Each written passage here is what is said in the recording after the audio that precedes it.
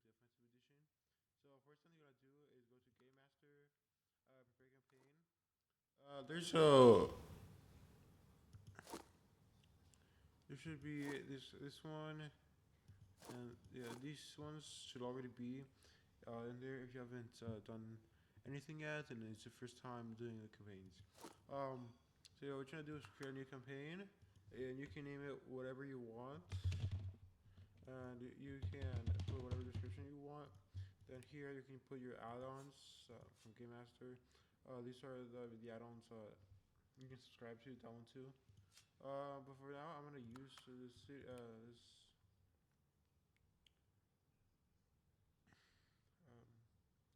campaign here. It'll be the same thing. You just do the same thing, create a campaign, and you land on the same page as I will. So I'll go ahead and load this. It's gonna take a little while. So with the power of editing, I'll bring it to you when it's fully loaded. Just real quick. So you should just look on an empty map. Um, so the first thing you really want to do when you create a new campaign is choose your map, because that's what the players will see on the land after they do the character creation. But you can't really see that because that's only on their end. You can't make a character with the character creation tool. So you want to choose your map. You can do the change map image. There's a bunch of map images you can choose from. You can add a map, so you can like different worlds.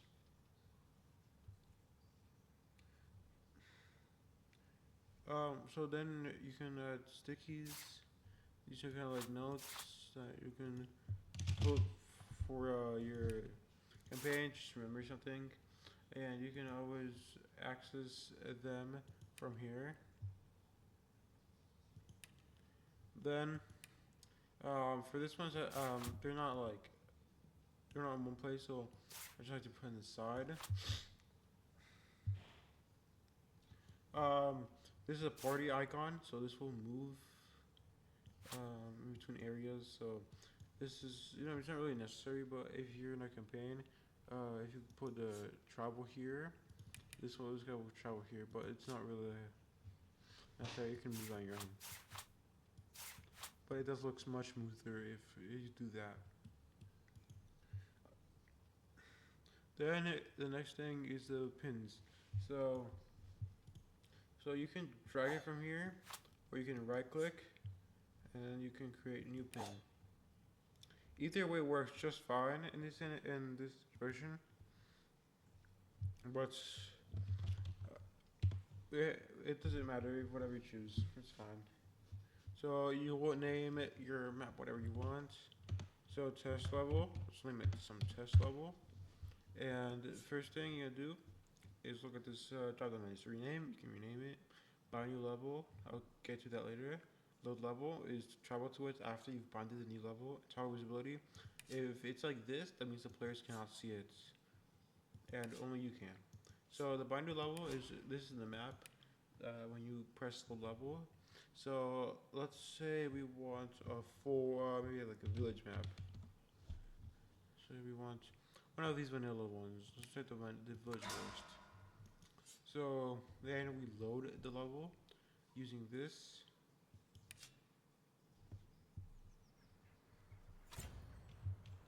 So you unpause the game using space. Then you load the level. There are a few things that you should know.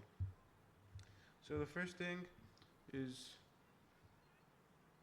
you gotta like work on the mood panels. How you really want your level to look. So if you want it to look dark, you can make it look like a dark swamp if you want. It'll make it look like a lot more gloomy. You can see it here. You can make it sunny. And yeah, it looks much sunnier, obviously. Look at me put music. I don't think you'll hear it too well, but you can put Fane's theme, and it'll be playing in the background, and it'll keep on looping, so you don't really have to.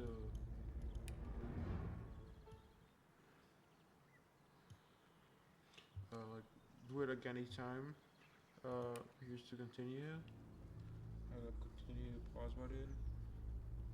Ambience is what you hear in the background. So right now there's birds, but there's lots of different options. Let's say you want that. Now I'll hear some people. Here, to play certain sounds. Cage sound. So it can be nice for like the adding touch during a scene for the players to hear. That's pretty much it for the mood piano. It is a pretty important panel to set the mood. Provide the finishing touches to your levels. The next thing you're gonna look at is the surface paint to it. It's over here. You can press N or press the icon. And this touch creates any surface or cloud with any modifiers. So if you were to want to create a fire that's cursed, you can have your cursed fire here. So bless it to make it normal fire, and then bless it again to make it cursed fire, blessed fire. You can have clouds, you can have a fire cloud, you can have a blessed fire cloud. And it's pretty much the same thing. You can add almost literally any surface and cloud in the game for your level. It's pretty neat. So you can put like water near like fishing area, so it looks pretty cool and realistic. You can change the radius, so you can have a really big like poison cloud. And to erase, you just press this and it just erases it. I like to keep it at 1 because then it's a little bit too big. But this is mostly personal preference. We got next thing is a start point. So this is where the players will spawn when they first spawn in the map. This could go either way because obviously if you have this, the players can't enter the tavern, so you'd obviously need to make a new level for the tavern itself. Same thing for this. This is Tavern's shop. You'd have to make separate levels, so I kind of like to put it like here, or you can change it. So when players first spawn in, you can put it here, and then when like they're gonna enter the tavern, the shop, put it here, so it looks like they're coming from the tavern and not just from the center. The next thing you know is you have to press I after Game Master Inventory, and when you spawn in, it's gonna be empty. There will be nothing. If there's something's wrong, because there shouldn't be anything. You've already messed up somehow. You can put items in here anywhere. Yeah, there's pretty much a flexible inventory.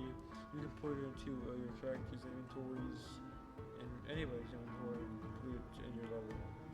So next thing is the item generator. For here, you want to create almost any weapon, shield, or armor you want. So you want Death Defense, that is epic, and that is level 6. So this will appear in your master inventory, and when you have your item, it can change it. So there's the master lock that doesn't apply to this. Unidentified, the players will have to identify it if they are to wear it. Save as it will save it onto your items and creatures tab that we'll look at later. Duplicate it is duplicates it also. Manage is a whole nother screen. So you can actually change it. So you want to make it uncommon, Death Defense. You can make it identified or unidentified. You can put the sockets for runes. You can change the level. Now it's a level 4. You can change the price. So right now it costs $221. And let's say we want to make it a little more expensive to $240. And that costs $240. The weight, so 200 grams. So that'll be the. So if you want to make it 2,000 grams. Now that weighs 2. Block level doesn't matter. Here you can change the description.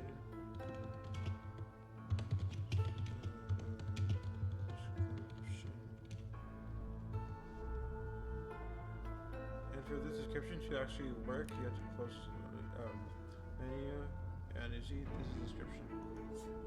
So the next page is it changes your attributes. So Death Defense does +1 Constitution already. So if you think that's not enough, we can make it 2 Constitution. I guess +2 Constitution. Yeah, you can choose the amount of physical armor it does, and magic armor. You can choose critical chance, accuracy, dodging, vitality, movement, and initiative. You can change the combat abilities. Same thing in character. And yeah, it just boosts whatever you want. You can add resistances, and that's pretty much it. And you have your new Death Defense. So obviously, if you're personally starting out, you want to have them level the items level 1, so you're not too overpowered. So if you want to drag it Death Defense over here, so like a hidden place where players have to journey to find it. So I like to do that, so I encourage exploration. This map isn't the biggest, so I don't think it's the best place to show an example of this. Now we're going to move on to the creatures and items. This also goes in encounters, but I'll go into that later. So the creatures and items, start with the items. So you can look at mostly every item you can get in Divinity. So you can have your bottle of water, you can have some orange juice, with some air resistant potions. I don't know. Or battles, you really want a battle for your campaign. That's really important for players to use, and it just keeps them alive during the campaign. Without it, it's not possible to make the game without generally just relying on potions and food. I like to keep it in my inventory just for safekeeping.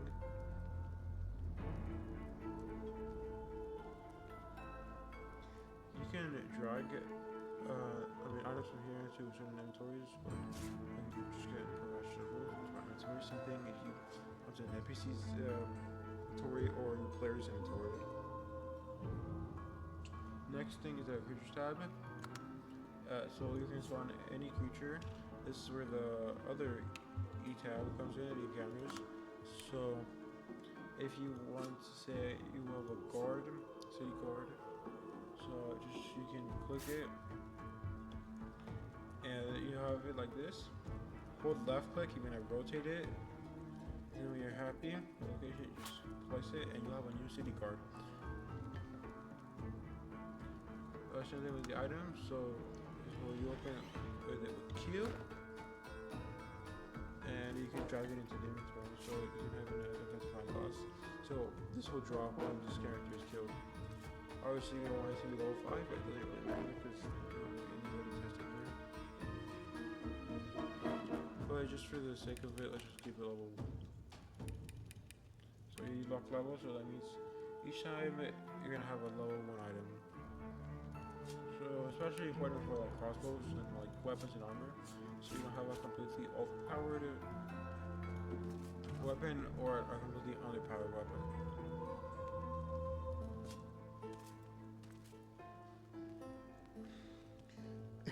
So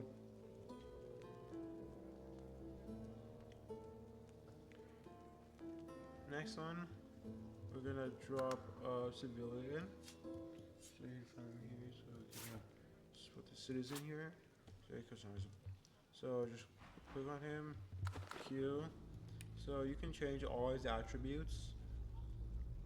You can change combat abilities, civil abilities, talents, the inventory, and the appearance.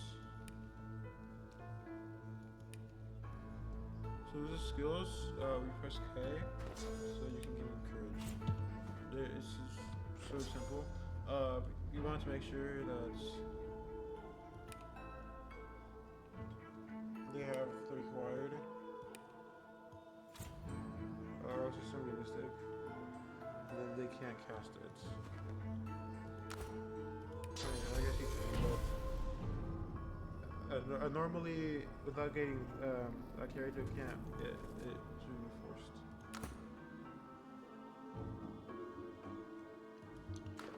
So here you can change the appearance of anything, almost anything. So you can change the hairstyles. There's many hairstyles.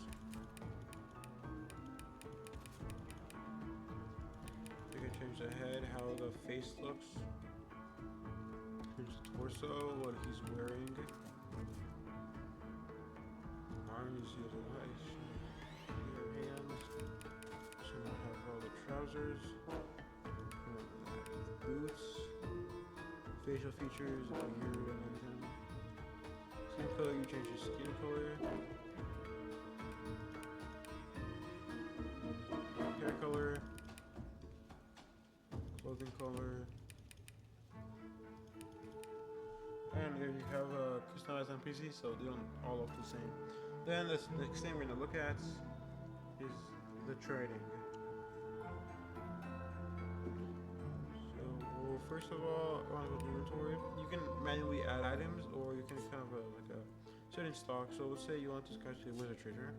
So for you want to do 1, you can put different rarities. But for now, we just want common, and it'll generate like stuff for wizard. And for the players to actually be able to trade, you go to right click on this guy and put enable trading.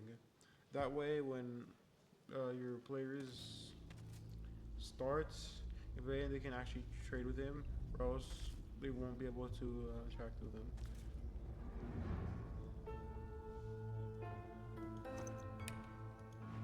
The encounters tab.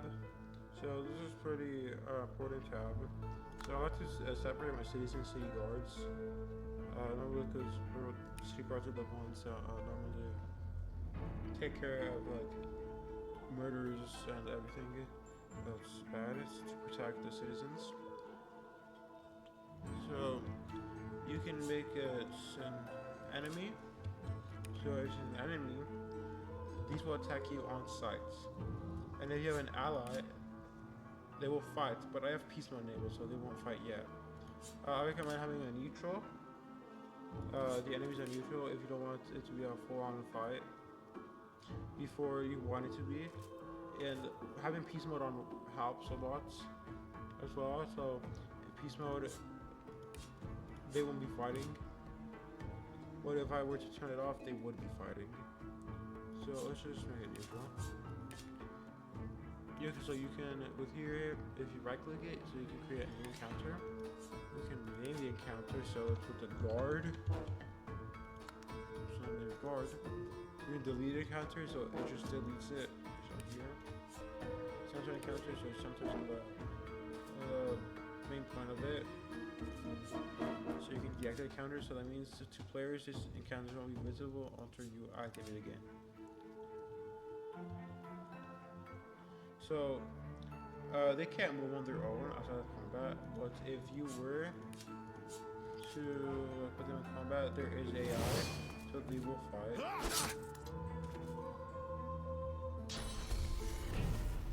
As you can see here, they will fight on their own. You can also fight for them, so you can possess them.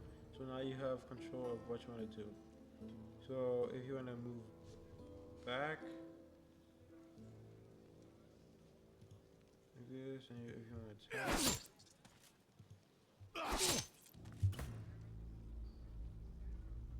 and it's pretty cool. The citizen's dead. Oh, so you can turn to master. So you can kind of control your encounters however what you like. Choosing the creatures. This bottom tab right here, so kill on match targets.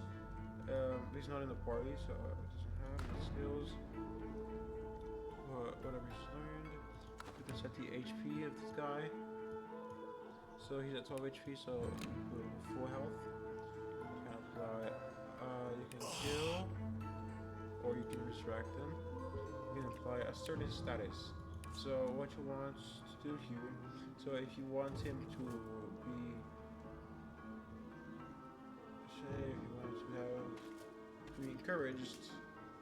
So you can make it so it lasts for 1 round.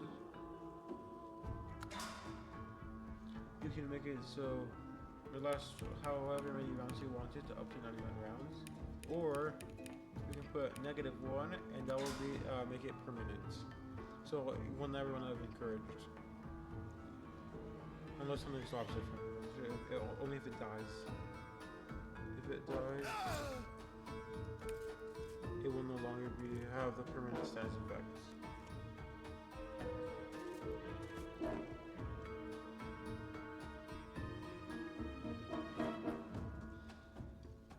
And that's pretty much what you really need to know. The basics of this. There's also vignettes, so you can put whatever you want, and so the players will have options to vote on whatever question you ask them or the situation presented, and it will show you the little player icon, and then it tells you what you want to do in case you're not communicating to a voice chat or something. So overview map, you can see the whole map. Some other little things I'll have is, if you're gonna make the AI file itself, you want to make it correct AI. It doesn't matter.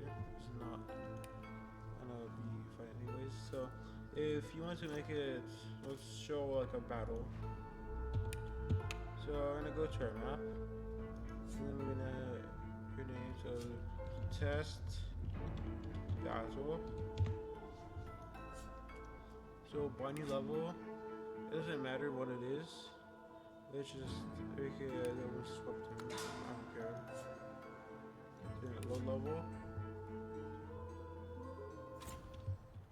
Ooh, sprites. Okay, doesn't matter. So we're gonna create 2 new encounters. Let's say create 2 new encounters.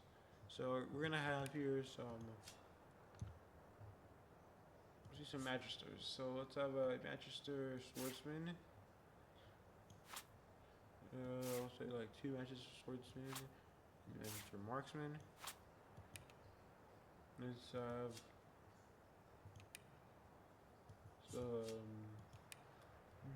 some loyal again. So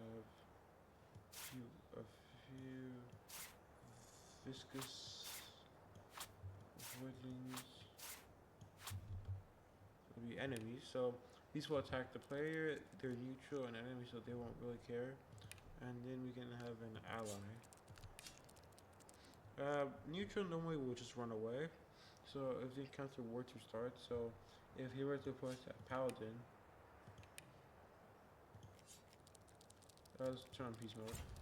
Now, paladin warrior. Put it to ally. These guys won't do anything because they're neutral to this encounter. If you possess them, they don't even matter.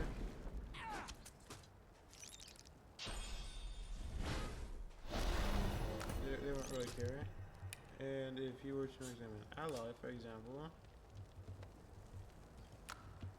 you'd also tend to fight on your side.